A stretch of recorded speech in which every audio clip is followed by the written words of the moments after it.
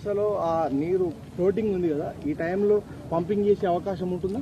రేపు Kannepalli pump house దగ్గర ఈ టైంలో కాదు బ్రదర్, 40,000 క్యూసెక్కులు దాటితే ఎప్పుడైనా పంప్ చేయొచ్చు. ఇప్పుడు అక్కడ 10 లక్షల క్యూసెక్కుల నీళ్లు కిందికి వృధాగా పోతున్నాయి, వందలాది టీఎంసీల నీళ్లు కిందికి పోతున్నాయని చెప్పి ఇంజనీర్లే చెప్తా ఉన్నారు. ప్రభుత్వ ఆదేశాలు రాలేదని చెప్తున్నారు. కాబట్టే మేము ప్రభుత్వాన్ని కోరుతున్నాం, వెంటనే రివ్యూ చేయండి, చేసి రైతుల గుండెల్లో భరోసా నింపండి.